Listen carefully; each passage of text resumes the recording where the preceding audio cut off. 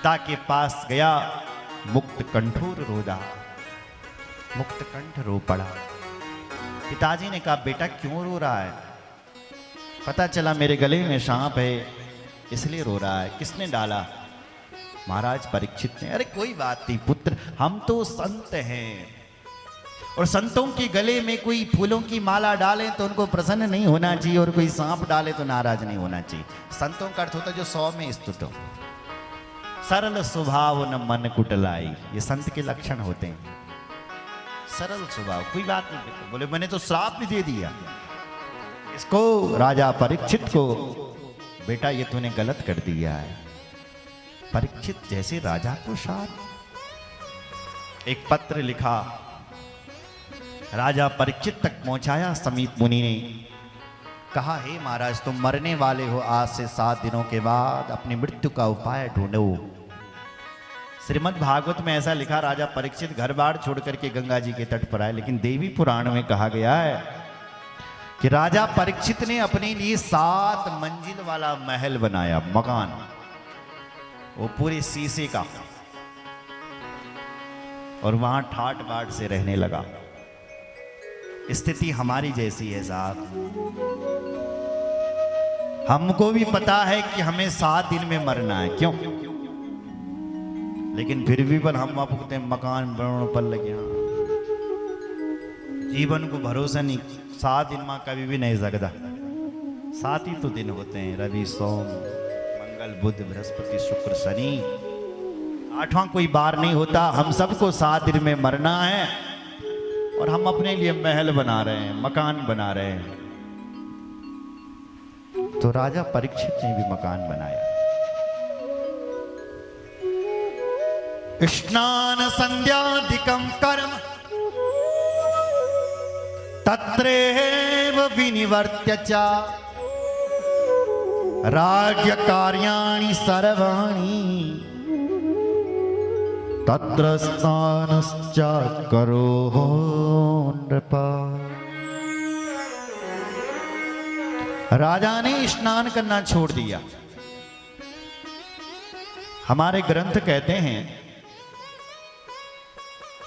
कि 100 काम छोड़कर केवल तुम स्नान करो। रसोई में तब घुसो पहले स्नान कर लो, क्यों?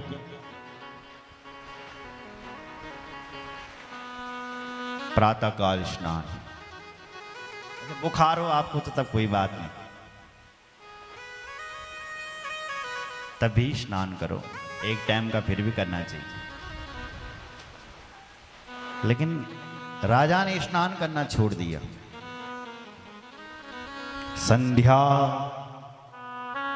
ब्राह्मण की मूल संध्या है। बोलो जय श्री राम। 3 प्रकार की संध्याएं होती है। प्रातःकालीन संध्या जो देवताओं के लिए की जाती है, मध्याह्न संध्या और सायंकालीन संध्या जो पितरों के लिए की जाती है। एक संध्या और भी होती है जो 12 बजे रात की जाती है, तुरीय संध्यायाम वाक् सिद्धिर भवति। हमारे ग्रंथों में कहा गया है अगर वाणी की सिद्धि चाहिए तो 12 बजे रात में उपासना करनी पड़ेगी। उसको कहते हैं तुरीय संध्या। अगर आप वाणी भूषण बनना चाहते हो तो पुस्तकें दान किया करो। देवी पुराण में ऐसा कहा गया। अगर आपने वाणी को पवित्र करना है तो कपूर जलाया करो। कपूर वाणी की सिद्धि करता है। कपूर हवन किया करो। हवन में अगर और तगर, उसका हवन क्या? अगर आपकी घुटनों पर दर्द होता है, धन की कमी है तो तिल दान किया करो। तिल, तिल भगवान की पसीने से प्रकट हुआ है। तिल, कमल गट्टा तिल, तिल के तेल का दीपक जलाया करो। बोलो जय श्री राम। तिल, गल में झगड़ा होता है तो पंचमेवा से हवन किया करो। वनस्पतियां, बोलो जय श्री राम। अगर आप यात्रा कर रहे हैं तो धूप जलाए करके यात्रा किया करो। धूप, धूप क्यों जलाते हैं? विजयी के लिए धूप जलाई जाती है। धूप से राख उड़ती है ना, तो प्रभु हमारी विजय की राख उड़े, धूप जलाए करो। अगर आप पूजा पाठ करते हैं तो बिना दीपक का पूजा पाठ मत किया करो। दीपक जला करके ही पूजा पाठ होनी चाहिए। आप कोई भी पूजा कर्म करते हो सनातन धर्म में, दीपक साक्षी है। जैसे कोर्ट में गवाहीदार होता है तब कोर्ट का फैसला होता है, ऐसी सत्कर्मों का साक्षी दीपक है। दीपक जलाया करो। दीपक, मां तो ज्योत में ही वास करती है। मां, बोलो जय श्री राम। ज्योत, ये फूल आप चढ़ाते हैं, इसको फेंका मत करो यूं, इसको प्यार से चढ़ाया करो। ध्यायामि पुष्पासनम, मंत्र पढ़ते हैं ना, तो पंडित जी के मंत्रों पर ध्यान दिया करो। क्या कह रहे हैं हमारे पंडित जी? फूल किस लिए चढ़ा रहे हैं? बोले ध्यायामि पुष्पासनम, ध्यायामि पुष्प आसनम। हे मेरे भगवान, ये तुम्हारा आसन है, बैठो ना आप इस आसन के ऊपर बैठो। नहीं करते पंडित जी पूजा? फूल चढ़ाओ, फूल चावल हाथ में लो, तो फूल हाथ में लेकर के भगवान को आसन देना। मंत्र पढ़ रहे हैं ना गणेश जी का, तो गणेश जी मंत्र पढ़ करके आ रहे हैं, आवाहित हो रहे हैं, तो बैठेंगे किस पर? अपने घर पर आपने सोफे लगा रखे हैं, जब कोई आपके घर पर आता है तो भगवान आएंगे तो किस पर बैठाओगे? ध्यायामि पुष्पासनम, पुष्प के आसनों पर। पादयोर पाद्यम, पैर धुलाओ। हस्तयोर अर्घ्यम, हाथ धुलाओ, पानी पिलाओ। यही तो होता है जब कोई आता है। फिर बोले भगवान का मिष्टान भी कराएंगे, तो काई से? तो पंचामृत से, दूध दही से भगवान का स्नान होगा। सुन रहे?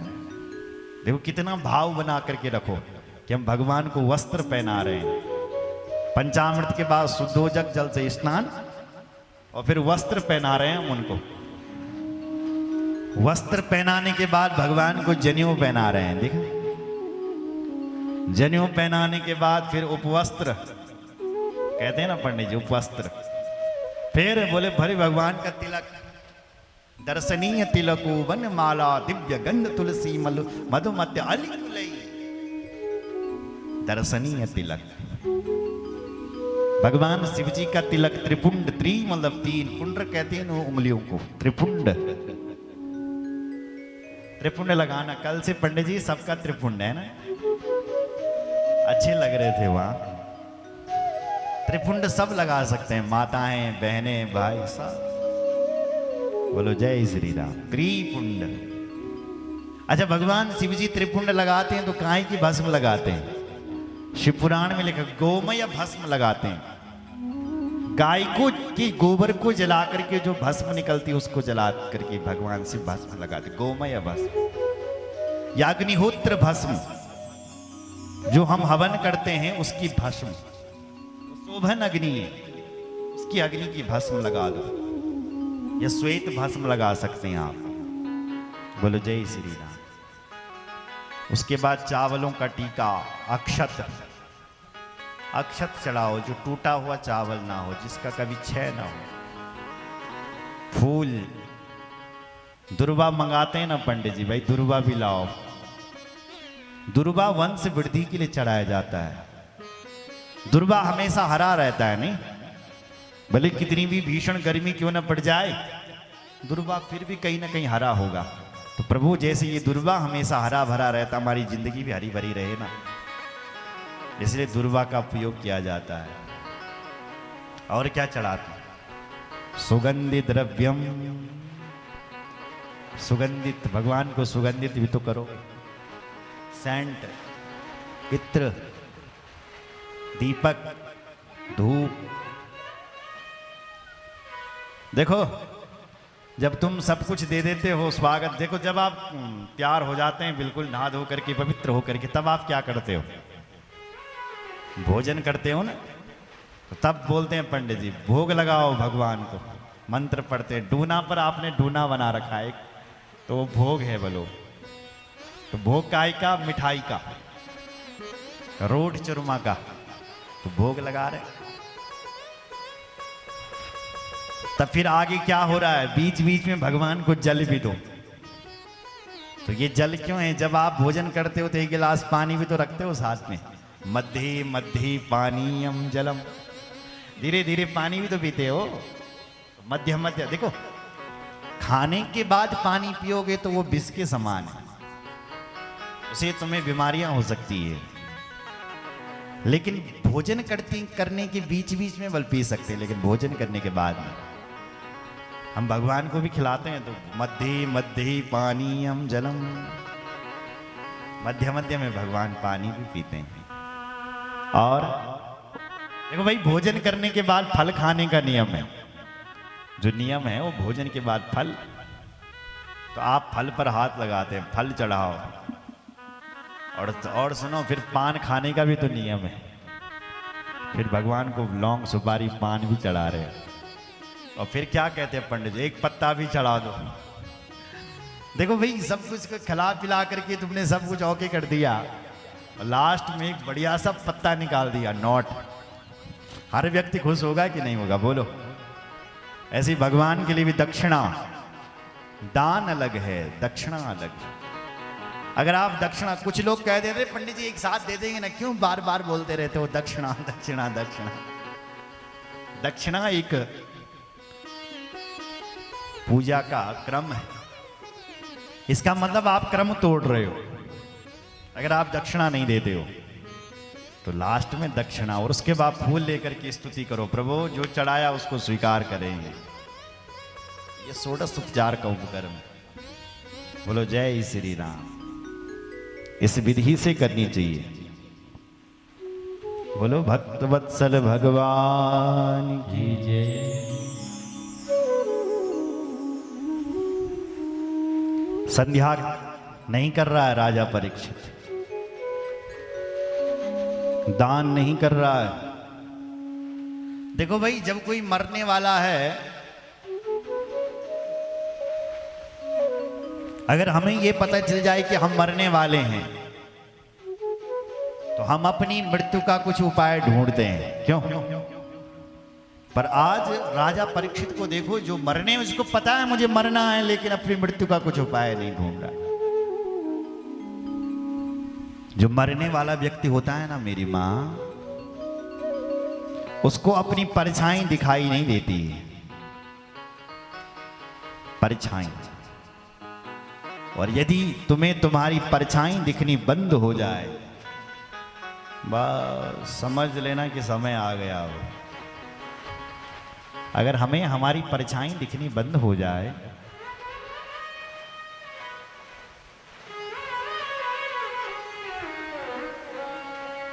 तो जाने का समय हो गया। अगर मुंह से लार निकलने लग जाए तो 3 महीने बाद व्यक्ति की मौत समझनी चाहिए। सुन रहे? अगर वो तेल लगा करके गधा पर बैठ करके दक्षिण दिशा की ओर जा रहा है, तो समझ लेना 1 महीने के अंदर अब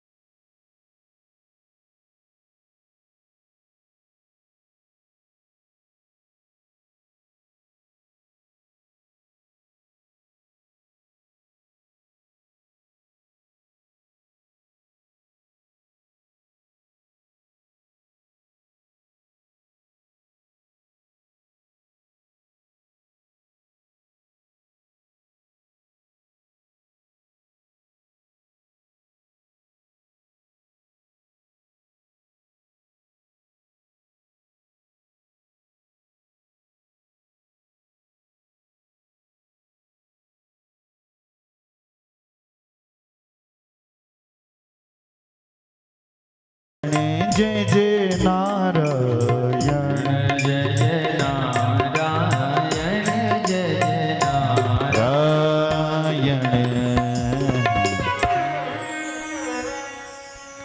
तक्षकनाग महाराज परीक्षित को गाड़ने के लिए निकल पड़ा। कथाएं बड़ी लंबी चौड़ी है। आइए, हमारा समय आज का अपनी गति से चल करके विराम की ओर जा रहा है। महाराज परीक्षित 7 मंजिल वाले महल पर हैं और तक्षकनाग ब्राह्मण के श्राप से निकल रहा है। एक ब्राह्मण था,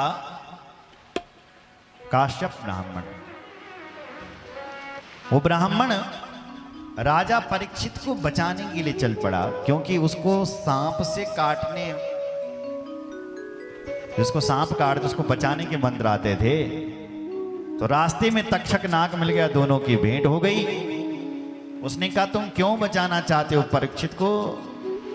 तो कश्यप ब्राह्मण ने कहा, बोले महाराज मेरी बेटी है जिनकी शादी नहीं हुई, उनके लिए मुझे पैसा चाहिए उनका विवाह करवाने के लिए। वो कितना चाहिए? बोले इतना इतना चाहिए। बोले वो तुम्हें मैं दे देता हूं, पर परीक्षित को तुमने नहीं बचाना है। उस ब्राह्मण को भेज दिया। राजा परीक्षित को काटने के लिए तक्षकनाग निकल पड़ा और इस नाग राजा ने ब्राह्मण का रूप बनाया। उसके और साथी भी थे। उनके सिर के ऊपर फलों की टोकरी। तो जिस नाग राजा ने परीक्षित को काटना था उसका नाम था तक्षकनाग। वो फल के भीतर घुस गया, राजा परीक्षित के द्वार पर चला गया। उन्होंने कहा, नो एंट्री, कोई यहां प्रवेश नहीं कर सकता। बोले भाई प्रवेश नहीं है, कोई बात नहीं, पर ये फल ले जाओ और राजा को दे देना। कहा इससे तुम बच जाओगे। वो सेवक फल लेकर के गया। राजा के पास जब फल पहुंचा तो राजा ने एक प्यारा सा फल अपने आप को खाने के लिए निकाला और सब अपने सेवकों को दिया। उसी में तक्षकनाग बैठा हुआ था। जैसे ही सूर्यास्त होने वाला, 7 दिन पूरे होने वाले थे, विकराल रूप धारण करके तक्षकनाग प्रकट हो गया। महाराज परीक्षित को डसना शुरू कर दिया। महाराज परीक्षित का शरीर छूट गया और हाहाकार मच गया पूरी तरफ। परीक्षित की चिता को उठाया, तेल में रखा गया।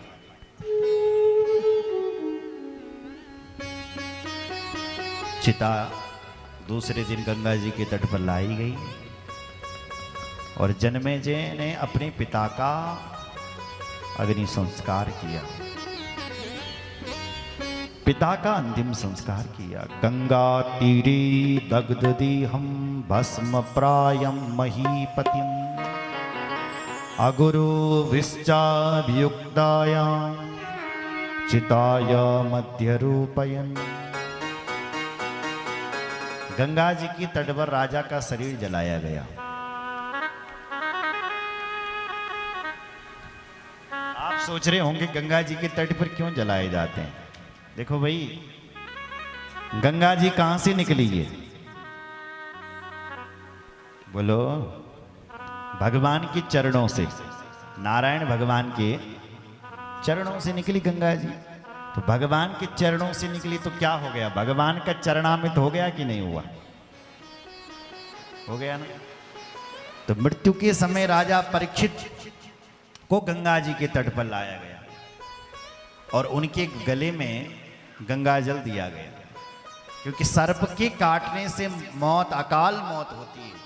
राजा ने सोचा यदि मैं गंगा जल पी लूंगा तो मैं अकाल मौत से तर जाऊंगा, इसलिए गंगा जी के तट पर। दूसरी बात है कि चिता को गंगा जी के तट पर लाते हैं।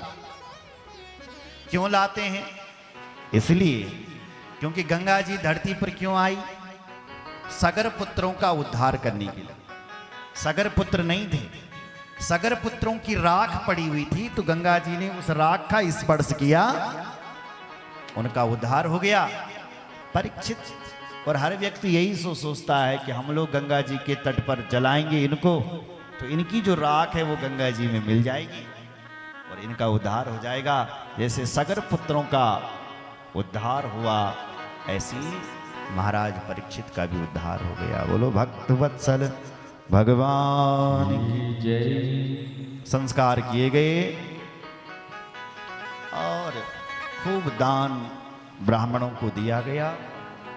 समय बीता। सुमुहूर्ते सुतं बालं प्रजानां प्रीतिवर्धनम् सिंहासने शुभे तत्र मंत्रिणः सन्निवेशयन्। मंत्रियों ने परीक्षित के पुत्र को समय पर राजा बना दिया। उसका काशीराज की बेटी थी जिसका नाम था वपुष्टमा। परीक्षित की